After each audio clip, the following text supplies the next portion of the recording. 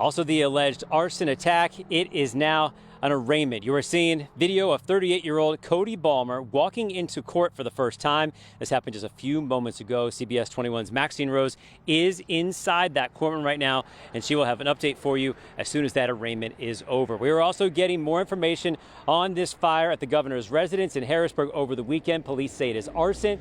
Looks like Balmer will be charged with that and attempted murder. A number of pieces of this that we need to get into. I appreciate you guys being here with us at 6 o'clock. I'm Joel D. Smith. So once again, we have a lot of different coverage here, a lot of different angles. TJ Anthony is talking about a possible motive for this. So we're going to start with him right now. The suspect is 38-year-old Cody Balmer. What can you tell us about him, and in particular, just how tough this was for the fire department to get in and try to fight this thing? Hey, Joel D. It was pretty tough for the fire department just to get inside. But today, we've seen a lot of investigators really go into the home and comb through any evidence in that crime scene. And we also know that there could be $1 million price tag attached just to fix up those damages in the governor's home. And they said they have a better understanding as to why this even possibly happened in the first place. I'm going to do my best to be your governor, and right now to be a good husband and father to my family, who are obviously traumatized by what occurred here last night. A face to the name of the suspected arsonist charged with setting fire to the governor's residence home, a Pennsylvania's top political official, Josh Shapiro, who was inside with his family at the time. Troopers say video shows the suspect climbing a fence before breaking a window and throwing a Molotov cocktail, leading to flames erupting around 2 a.m. on Sunday. We have to be better than this. He is a domestic terrorist. Strong words from Harrisburg Fire Chief Brian Enterline and Governor Shapiro, who witnessed firsthand the immediate destruction of the flames. Court documents reveal the 38-year-old suspect turned himself in on Sunday after the arson. And troopers say Balmer admitted to harboring hatred toward Governor Shapiro. They added Balmer said he would go as far as beating the governor with a hammer if he came face to face with him. We were quickly on the scene. But challenges were faced. Crews had to cut the gate to gain entry to fight the flames. Fire alarms went off, but as for a sprinkler system, there was a fire alarm system, but not an active fire suppression system, meaning fire sprinklers that would have put the fire out. Pictures and videos really give you an inside look at that damage. Windows busted, furniture and documents melted or even burned. But a door prevented the fire from possibly having a catastrophic outcome. There were doors closed between that main portion of the ballroom and the hallway that leads to the main and master staircase. It would have been a totally different fire and a totally different outcome, most likely, had that door not been closed. But thankfully, that did not happen, and that door was closed. Guys, you're taking a live look back live out at the scene. And you can see crime scene tape is still up. Windows are boarded up as well after they were broken. Now, the fire chief said the fire was able to be controlled in 30 minutes, and he immediately reached out to the arson investigation unit as soon as he got on the scene because he knew that there was no way this was an ordinary fire. Joel D., I'm going to send it back over to you. Thanks for those details, TJ Anthony, showing us really what was going on here and why this was potentially such a dangerous situation. Now let's get more to this suspect, Cody Balmer. To cover this part of it, I'm bringing in Grace Ruffalo. She's been able to sift through some of the older documents here. Other times he's had run-ins with the law. What can you tell us? Hey, good evening, Joel D. So like you said, we're finding out a lot of new information about Cody Balmer, and that includes his criminal history. So let's just go ahead and break down everything we know about Balmer's multiple run-ins with the law. So we know that the 38-year-old from Harrisburg, Cody Balmer, his first case was a decade ago, back in 2015. He pleaded guilty for forging a paycheck to a flower company, and he was put on probation. Then in 2023, he received multiple assault charges. Court documents say he attempted suicide and got into an argument with the woman he was living with. Balmer reportedly attacked that woman and her 13-year-old son. Today, Balmer faces multiple charges after setting fire to Governor Josh Shapiro's mansion with him and his family inside. With many questioning what Balmer's motive was, we asked the Dauphin County District Attorney if hate crime charges could possibly be added to that list. We're still investigating whether or not there is a motive that would be related to ethnic intimidation, whether or not it was driven by that intent. He's facing such serious charges. Balmer will likely end up right behind me at the Dolphin. Where he's going to the Camp Hill Correctional Facility, but we're live in Harrisburg. I'm Grace Ruffalo. I'll send it back to you for now. Yeah, thanks a lot, Grace. We just got that information as well. Bail denied. Camp Hill Correctional Facility is where he will be going for now. That, of course, is the suspect in this scenario. So we thank you for that information. You know, I want to get back to this security situation here. You know, this is only about 6.5 feet tall. For most people, it wouldn't be too difficult to get on top of there, to get inside. The question is, what really happened to security in that piece of this? And the question, some of those can be answered by some security experts. Some, we're going to have to wait until this full report is out. Fatima Moen had a chance to talk to a Homeland Security and domestic terrorism expert to get a different feel for what could have been going on here and what kind of possibilities there are for the future when it comes to security. Fatima. Hi, Joldy. That's right. I had a chance to speak with Dr. Chris Dolan of Penn State Harrisburg, and he explained how his thoughts on all that we've been reporting. I mean, police say Cody Balmer got onto the property by hopping over the fence and then tossing over that Molotov cocktail at the home. And so with all this said and done, this is what the professor told me. Seems like he went there with intent. He had a hammer, so I think this was coordinated, planned. He might have done some kind of stakeout for quite some time beforehand and just got lucky. Just got lucky. Dr. Dolan credits law enforcement for working quickly, but finds the entire situation something that could have been avoided. Measures like updated motion sensors, lighting, and cameras, which he thinks could be coming in following the break-in if they weren't installed already. Dolan believes that Balmer also may have had done his research and looked into the layout of the property beforehand. Now, we know there are public tours that invite tourists and visitors all over the Commonwealth and from other states as well, and we could be seeing some stricter security measures for those in the future. Reporting live in Harrisburg, Fatima Moen, CBS 21 News. Back to you.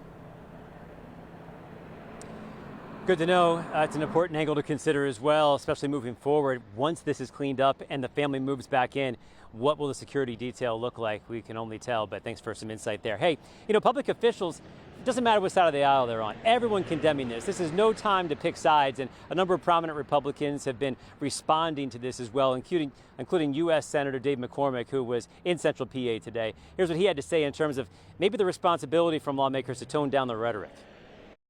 I try to change it by disagreeing strongly and aggressively with my opponents, but in a way that is respectful. And I think each of us can change that one person at a time. Yeah, the senator says he actually spoke to Governor Shapiro before this happened, talking about political rhetoric and maybe what can change in the future when you're talking about PA politicians working together on stuff like this. As for President Donald Trump, he was asked about this as well and the fire and the possible motive that may have been happening here, no matter what it really was. So at the White House, here was his response. No, I haven't, but the attacker was not a fan of Trump, I understand, just from what I read and from what I've been told. The attacker basically wasn't a fan of anybody. It's probably just a whack job. And certainly a thing like that cannot be allowed to happen.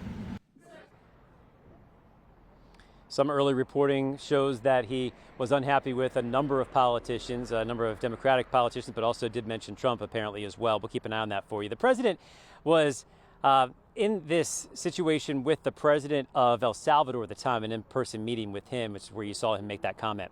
Well, the timing of this arson does have the Jewish community feeling targeted in some way. This was during the Passover season.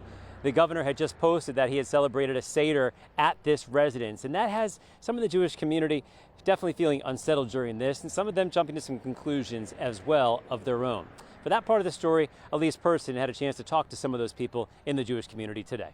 Yeah, hey, Joldy, I want to show you this behind me here. This is a photo of some of the damage that ensued from that fire. And these photos were taken from the same place where the governor hosted that Passover dinner just, hours before the fire. And I'm told the timing of all of this falling on Passover, it's just made the Jewish community feel pretty uneasy and unsafe.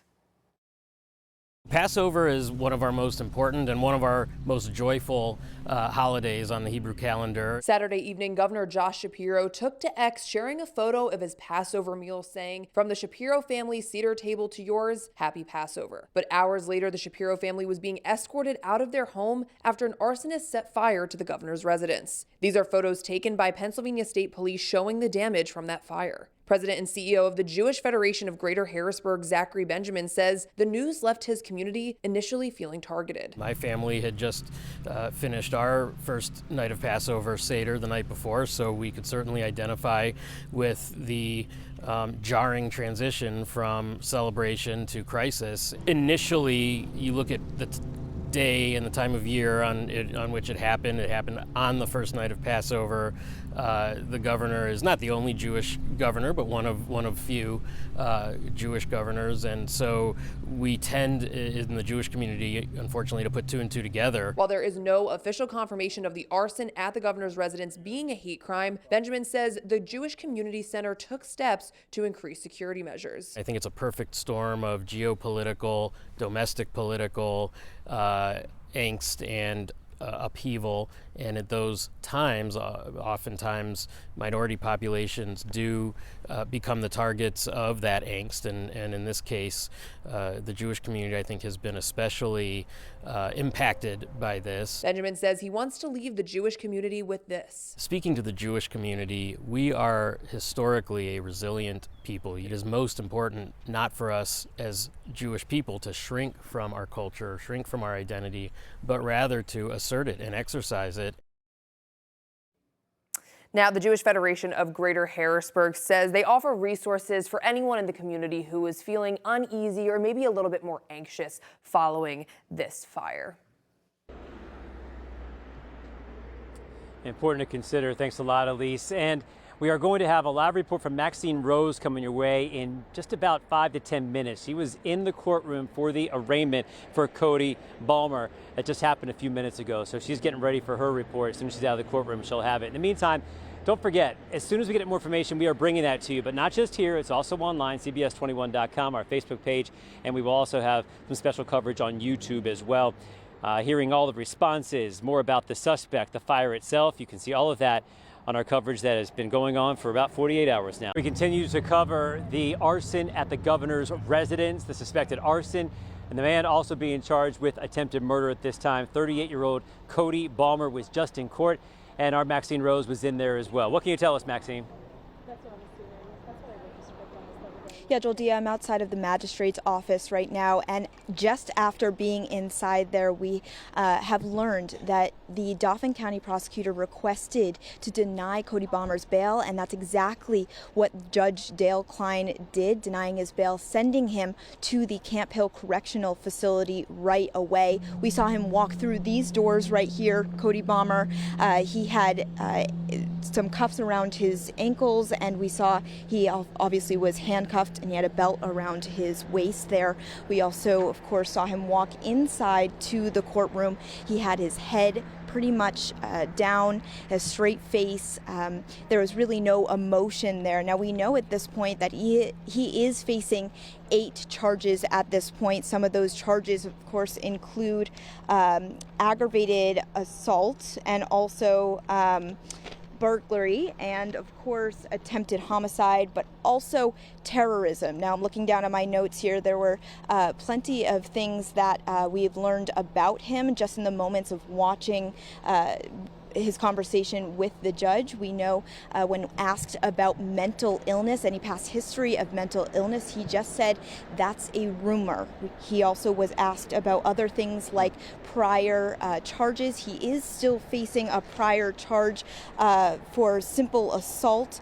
He is expected to be back in court April 16th. But so far, we know that he is, of course, like I said, going to Camp Hill Correctional Facility, and at this point, we are waiting for him to walk back out after the hearing has ended. Joel D.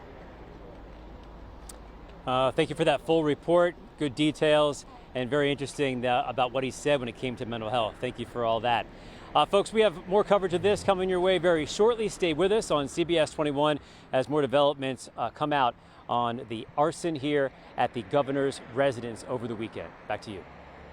Maxine Rose live on the scene. It sounds like Cody Balmer is coming out of the courtroom as we speak. What you're seeing here live is that magistrate's office in Dauphin County.